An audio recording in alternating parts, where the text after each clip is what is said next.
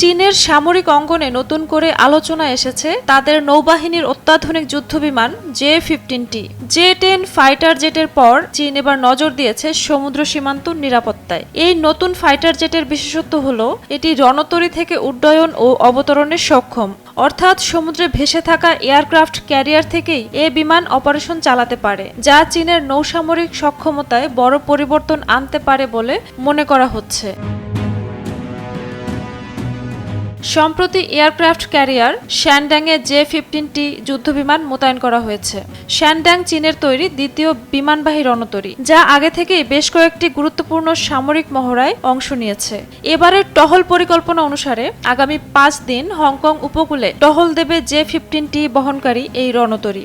সমুদ্রপথে চীনের উপস্থিতি দৃঢ় করার পাশাপাশি এই অঞ্চলের সামরিক প্রভাব বজায় রাখার কৌশল হিসেবেই এই পদক্ষেপ নেওয়া হয়েছে বলে মনে করছেন বিশ্লেষকরা।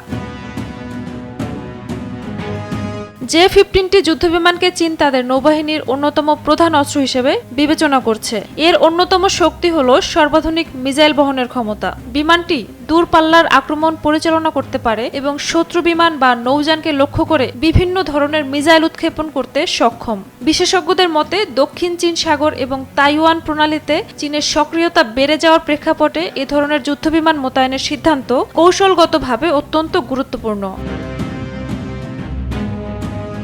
অন্যদিকে চীনের এই সামরিক তৎপরতা নিয়ে বাড়ছে প্রতিবেশী দেশগুলোর উদ্বেগ। হংকং উপকূলে 5 দিনের এই মহড়া পর্যবেক্ষণ করছে যুক্তরাষ্ট্র, জাপান ও তাইওয়ানের সামরিক গোয়েন্দা সংস্থাগুলো। অনেকেই মনে করছেন এটি শুধু সামরিক মহড়া নয়, বরং চীনের শক্তি প্রদর্শনের কৌশল।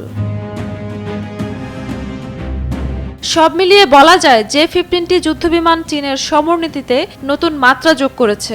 রণতরী থেকে সরাসরি আকাশে উঠতে পারা, আধুনিক প্রযুক্তির সমন্বয় এবং শক্তিশালী আক্রমণ ক্ষমতা, সব মিলিয়ে J-15T হয়ে উঠেছে চীনের সমুদ্র সীমান্ত নিরাপত্তা নিশ্চিত করার অন্যতম বড় ভরসা।